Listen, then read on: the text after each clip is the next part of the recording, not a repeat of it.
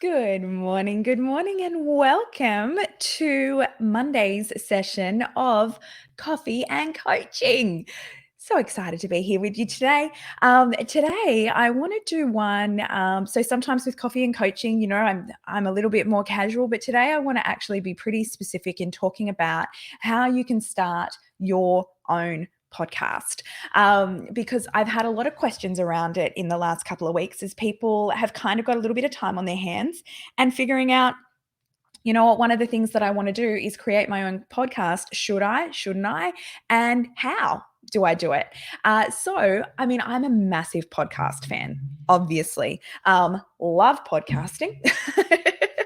And I love doing my podcast because it's a way that you can reach people at a really intimate kind of medium, um, and form a relationship very easily, very cheaply. It's free for people to consume, and it's very, very low cost for you to be able to provide. So, when you're looking at should I or shouldn't I start a podcast, is it going to be right for me? I would say, do you have something regularly of value that you can share to your target audience? So, to the people that you are helping. And most people would say yes. And so that's why I'm a big podcasting fan. So let me know, if you're watching, if you already have a podcast, or if you're wanting to start your own podcast in there. So when you're going, okay, I want to start a podcast, where do I first begin? The first place, we want to look at who, what, and why. You want to be super clear on that before you go any further. So the first one is who. Who are you creating for? So I've had 3 different iterations of my podcast. I started out with the female advantage, and I did that because I kind of was at the place where I was like, you know what? I just want to interview some really great females. I have 0 point with doing it other than I want to have really great conversations. And so that was the first one. My second iteration was an intentional life. And I did an intentional life because I was traveling at the time and I was feeling very intentional about life and wanted to kind of have these sorts of conversations in being able, to kind of talk to people about being more intentional and living more on purpose. And then now we've got Her Empire Builder, which is again niched down even closer to go. If you're in podcasting and publishing and online courses and personal branding, then this one's for you. So you want to be really specific about who your audience is when you're going to start a podcast, because it's going to really help you to then decide the what. So our next one is, what are you going to talk about? So once you know who you're going to talk to, the what is absolutely vital because there are so many podcasts out there. So when people are coming to choose yours to listen to, you want them to be able to know what they're going to get from you, and you want that to be relevant, because that's how you kind of either attract or polarize, which is what we want to do. We want to have your audience dialed in so that what you're saying is relevant to them. And so then you can figure out the what. So then we figure out the why. So for some people with, good morning, Carla. For some people, when it comes to podcasting, there's no why at all. And there's nothing wrong with that. It is okay to do a podcast purely for entertainment reasons and for your own things. I mean, one like my first podcast, The Female Advantage, was literally for my own enjoyment. I was like, I want to have awesome conversations with really kick-ass women. That's it. No other why other than that. Now I use it as an engagement technique to really communicate with my audience that are eventually going to become customers of mine. So I'm pretty clear on that why. You need to have the purpose with your podcast. If you're going to have it as a commercial thing and going, you know what, we're going to use this to be able to get business, then there's a whole lot of other things that come into play. And that is being really intentional with the information that you're putting out, to be able to put out top line information so that once people are hearing that, they're going, you know what, I'm really loving what you're putting out. I want to go deeper with you on another level, which is how they then engage you to work with. Because podcasts, you're often doing a whole lot of top line stuff. So it's like, this is kind of the what. And if you want to know the actual how, like the nitty gritty, then become a client and I can share all of that with you, which is how it works for ours. Good morning, Francis. Good morning, Mike. So you want to really be focusing on what your purpose of doing the podcast is, because you're going to have call to actions each week that are going to grow that list, that's going to grow that engagement. So what I mean by that is, if you want to get your one page of how you can create your own podcast, you're going to go to tinatower.com. Actually, I don't even know if this is published yet. I really should have checked this before I actually did it. I think it's tinatower.com/79 for the page. No, it's not up yet. So for people that are listening later, it will be up. For people that are on now, don't go yet. So because this is episode 79 of the podcast, we will put a call to action there so that people can go and download the things that they need to download. So that means that anyone that wants to create a podcast will then go there, and then they'll be on my email list, which means I can continue the conversation and continue that nurturing. Good morning, Belinda. So I can see a couple of people that are on here already have podcasts, which is great. So if you haven't started a podcast yet, so I've gone over the who, the what, the why. Make sure you know why you're doing it. Because for a lot of people, they'll come to me and they'll say, I've done 100 episodes of my podcast, but I'm really not seeing any spike in inquiries that come through to us, or I don't know if it's worth it from a business and a commercialization point of view. And if you're in that sort of scenario, it means you're not putting enough call to actions in there. You're not inviting people to come and take that next step of business with you. And that comes down to putting that out there, having those call to actions and being ready for that sort of thing. Because I find podcasting is an amazing way to create business, because for me, like if you look at the statistics, the average podcast will have 117, I think it is, listens per week, which for a lot of people, it doesn't sound like much, but that's 117 people that have you in their ears and they're listening to you. And so for a lot of people, if you're talking with that many people every week, that's absolutely incredible. That's amazing. And so you don't want to lose that opportunity to then say, hey, if you like what I'm putting out there, jump into contact. Email me at podcast@tinatower.com and ask me any questions that you've got, and I'm happy to answer them for you. And that way you're connecting with people on another level. All right. Belinda said, I have that many. Nice. So Belinda is above average, which is awesome. Hi, Kathy. How are you? Hi, Carlo. Carlo said he loves my organizing of my books behind my shelf. We're color coded on my bookshelf. I love it too. Okay, so if you're wanting to start your own podcast, if you don't have one yet, you can get the free sheet from me. Just email podcast@tinatower.com and ask for your free podcasting sheet, and I'll send this to you in a checklist form. But basically, it's very, very easy to set up. So it's one of the reasons I love podcasting so much, is that you could be set up in a couple of days. You can go on, you can order your mics. So the mic that I'm using at the moment is a Rode Podcaster mic. Prior to this, for my first 50 episodes of my podcast, I use Rode lapel mics. So Rode lapel mics cost about, I think they're somewhere between $60 and $80. And they just plug straight into your phone or straight into your computer. So super easy. The sound quality is pretty damn fantastic. One of the main reasons I got my podcaster mic was so I had an easy desktop mic, so that when I'm having lots of Zoom calls with people and that sort of thing, I had good sound quality and didn't have to shout all the time. Because when you're having a Zoom with your computer and it's like you're like shouting because you're worried they can't hear you. By the end of the day, I was just having too many conversations. I was like, I really need a microphone. And the other reason was that it looks really cool and makes me feel professional. I'm not ashamed to say, I just love it. So that's a podcaster mic. So you want to get your mic sorted.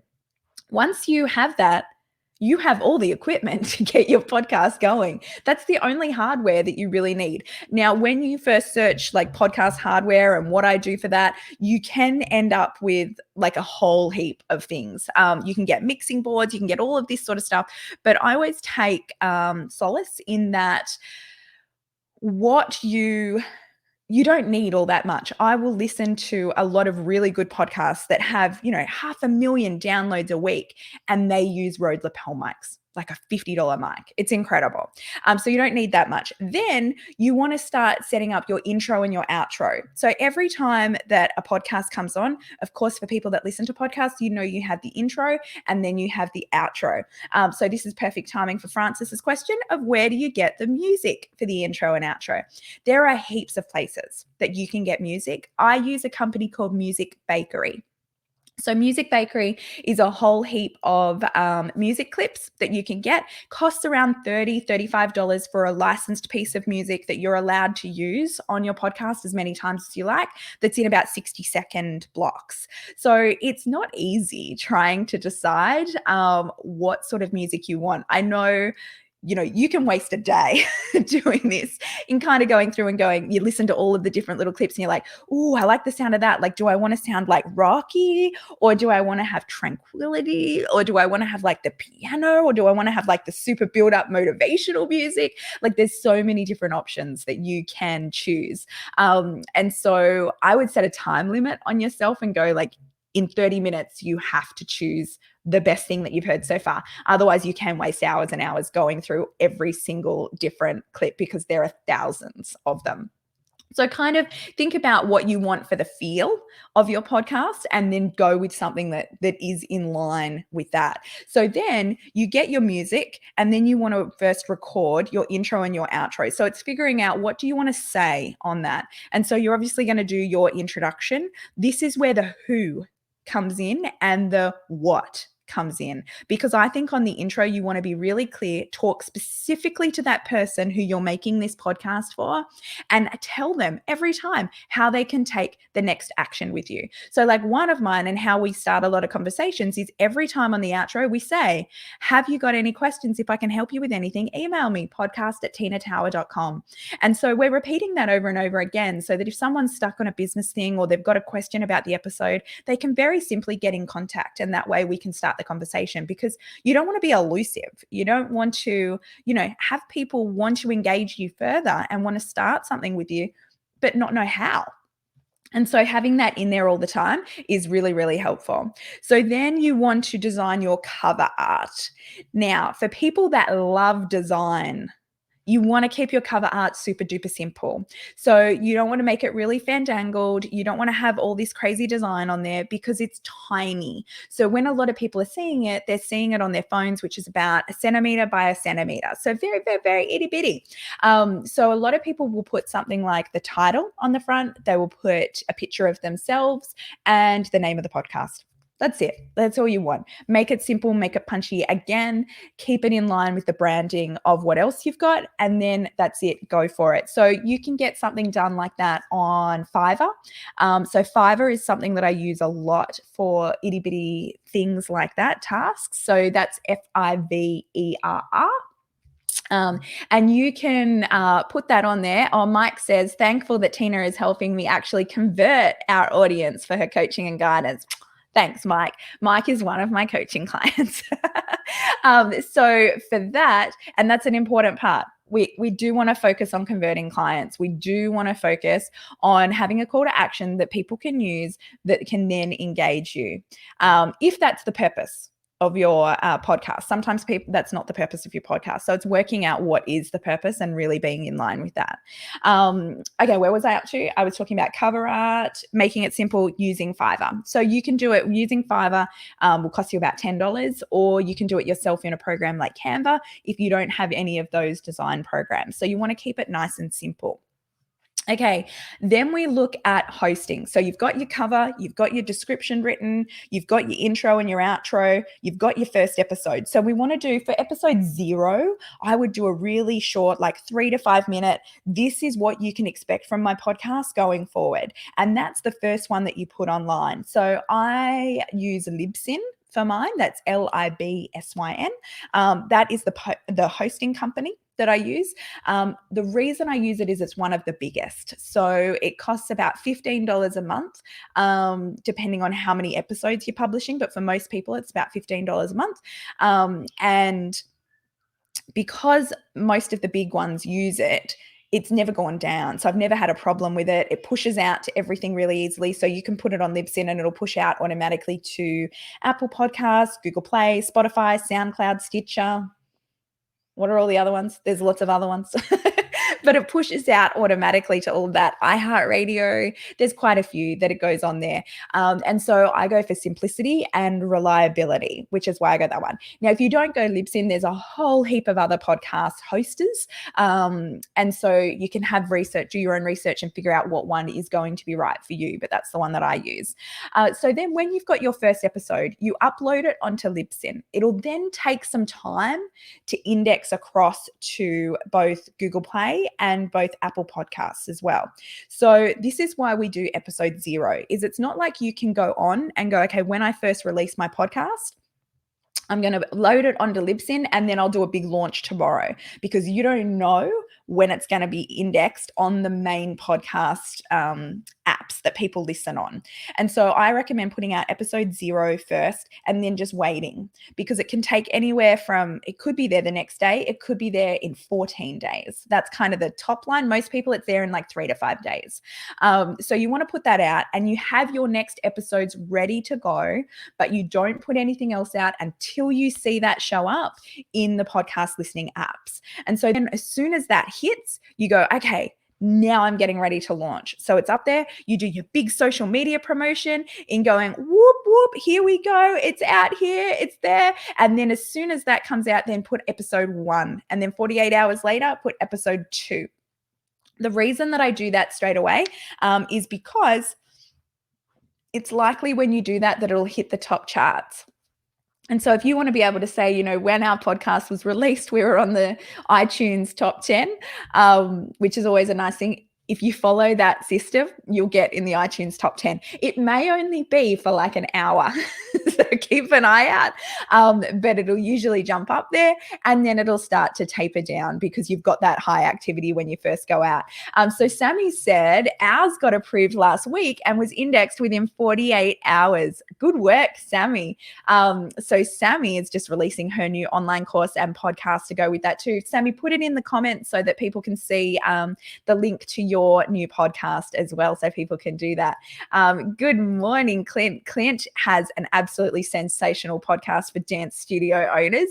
He's up to, Clint, how many episodes are you up to? Like hundreds. So the thing with podcasting, and I will mention that now too, is a lot of people will start a podcast and not continue, because it sounds really simple. It sounds simple to go, you know what, I'm going to reach hundreds of people every week or thousands of people every week. It's very cheap. And all it's going to take is an hour of my time. Whoop, whoop, easy. And a whole lot of people do that and they really enthusiastically do it for 6 weeks. And then they're like, oh my gosh, I've got to do another episode again. How am I going to do that? And so a lot of podcasts that get started actually stop. So Clint's just said he has done 5 years of podcasting every single week. Round of applause for that one. That's commitment. But that's the consistency that it takes to be really super successful in podcasting. And so when it comes time, you've got it launched, it's out there, it's there in the universe. How you then create it to be one of the good podcasts, the ones that get the thousands of listens a week, the ones that convert into paying clients, is by showing up consistently and adding massive value again and again and again. And you want to make that easy for yourself. So for me, the way I make it easy is, in an ideal world, I batch. So what I mean by that is one day every month, I spend the morning recording podcast episodes for that whole month. And then they can get pushed out and it's not taking me too much time to be able to do that. Now I say in an ideal world because it's amazing how often I'm catching my tail. And I go, whoop, I missed batching day because other things came up and I've got to record like the day before it goes on. And at the moment, that's what we're doing because we're in the midst of coronavirus. Everything that I had pre-recorded was now no longer relevant. Like one of my episodes that was supposed to hit last week was creating a high-end retreat, because the week before we were supposed to have our high-level mastermind retreat in Palm Springs. Now, I couldn't put that on last week because our mastermind retreat ended up being virtual. And so it just was kind of not relevant anymore. And so now I recorded a new episode with how to run a virtual retreat, which will go up next week. So sometimes you can batch and have all the intentions, but like when the bushfires were on, when this is on, you want to kind of adapt the message to be relevant to right now. And so, yeah, Mike has said a ton of work and dedication for a podcast, which it does. It does take that. But I think it's very worth it because the effort that you put in for the reward is huge. So let me just give you an example of repurposing content with the podcast, because that's one of the biggest things to keep in mind when you've got an established podcast and it's out there, how much you can use that content to create other content and other leads. So when we do our podcast, Sammy's put hers in the comments there. So if anyone has a podcast already, feel free to drop it in the comments so that everyone else can check yours out as well. So when we create our podcast, it takes about 45 minutes to an hour's effort from me. So the way I record is I will dot point out what I want to go over, and then I just start speaking. So I don't ever write word for word what I'm going to say. I did a couple of times to trial it, and it sounded terrible because it takes a really special skill to be able to read something word for word and have it not sound read and rehearsed. And I just don't think it's as engaging or interesting. So I always keep a list of dot points, and then that's kind of what I'll go over. So like for today's one, I've got who, what, why, process. That's my notes for today. And so I have to be reminded to go over those things, and then happy days. That's what I wanted to record. And so I'll do that. But then what happens with it is my team can then create lots and lots of other bits of content out of my 1 hour of effort. So from this, they'll then get the video of Coffee and Coaching, and it will then go up onto YouTube. It'll also go onto Instagram TV. Then we get the audio, we extrapolate that out, and it'll go up on the podcast. The 60-second highlight will then go onto the Headliner app, which creates one of the Instagram posts, which is how we get a lot of listens, is people will listen to that 60-second highlight, go, oh, I like the sound of that, I want to hear more, and they'll jump through to the rest of the episode. We then get the transcription, and that goes on the website, which helps our SEO. We then, from the transcription, do a summary, and that becomes a blog post with some dot points, which also helps SEO and helps the people that go, you know what, I'm not into podcast listening, I still like to just read, dot point things. Then we get the quotes, and they become social media posts there as well. So from that one piece of content that I spend an hour creating, we've kind of got like another 10 pieces of content to use throughout the week. So it's massively beneficial in terms of content creation and adding value and reaching our audience no matter where they are there as well. So Sammy said episode 0 is there for now. So Sammy, if you've indexed, hurry up and get those next ones out. So get episode 1 out today, get episode 2 out in 2 days' time. So then you can get that ranking up there as well. So Francis is going to launch this week with Your Forever Home with Francis Cosway. Love it, love it. Okay, the other thing that I want to touch on is how to actually edit. So there are a lot of different programs that you can use to actually create your podcast. Because I use Adobe a lot already, I use InDesign and Illustrator on a daily basis to do a whole lot of design stuff. I use Audition, which is the Adobe program. It's just the one that I've got already. It's the one that's easy for me. I can record directly into it with my microphone and just top and tail the intro and outro, and it's good to go. So that one is the one that I use. That does not necessarily mean that that's the right one for you to use. I would look at what you already have access to in your suite, in your toolbox, and then kind of pick what's going to work there. So Audacity is a nice, easy one to use. Descript is a nice, easy one to use, but have a play with different ones and figure out what's going to be the easiest for you, because really you just want to drag and drop solution. So you want to be able to kind of drag your intro in there, drag your main interview, drag your outro, and balance your sound levels nice and easily. And that's about it. I'm not a fan of like super over editing. So like if you can hear birds in the background, for example, I won't edit that out. I'll leave that in there because, well, I think it sounds nice. The only thing I'll ever stop and edit out is if my dog barks really badly, which does happen sometimes. And that is probably the hardest part of podcasting, is actually finding quiet time. especially at the moment because everyone's on quarantine. So everyone's all at their homes with the rest of the families. So my poor kids, the amount of times they've been told in the last week or two when I'm on calls or when I'm on webinars or when I'm recording podcasts, and I'm like, do not make a sound. It's not easy. But that's kind of the stuff that you're going to go through with that. So, Sammy, good question. She's asked, how many hours does your team spend on creating all those other assets? So it takes about 3 or 4 hours a week to be able to get that and create all the social media assets that go with that and to push it out across all of those different platforms. So about an hour from me and about 3 or 4 from them. So it's quite a time commitment. But totally well worth it in terms of the output and the result that we get from there. So I've talked about editing interviews. So if you're doing other people, so I do a combination on my podcast, as you know from listening, of ones that are just me and ones where I interview others. Now, if I'm ever going to interview others, I like to do it in person wherever possible, because the sound quality is always much better. And I find the conversation flows really, really well as well. If that's not possible though, I go for Zoom. And again, when you're doing it on Zoom, you just always want to make sure that they have good sound quality first. So always telling people, make sure you've got a microphone plugged in, make sure you've got headphones, make sure you've got it all sorted, because there's not much you can do if you've got really good sound quality and they're kind of shouting at their computer. It's an editing nightmare. And it's not very nice for the listener, but sometimes there's nothing you can do about that. So I would always ask them for that first, and then you record on Zoom. So Zoom is the easiest way to do it. Record it. Again, same with what I said before. You've then got the video that can go up on Facebook Live. It can go up not on Facebook Live, but it can go on Facebook video. It can go up on Instagram TV. It can go up on YouTube. You can get the audio. You can put it on the podcast. You can get the transcription. You can get the blog post. You can get all the things. And then I would give them the cover, but with them on the cover. So your podcast cover, but with them on it, because what that does is it then allows that person to push it out on their social media channels, but with them on the front, which then increases all of your engagement and the listenership that you have as well. Okay, so that is the overview of podcast. Does anybody have any questions about how to start or grow their podcast? Let me know in the comments there. Okay, so I've got database. Should we share it on the database?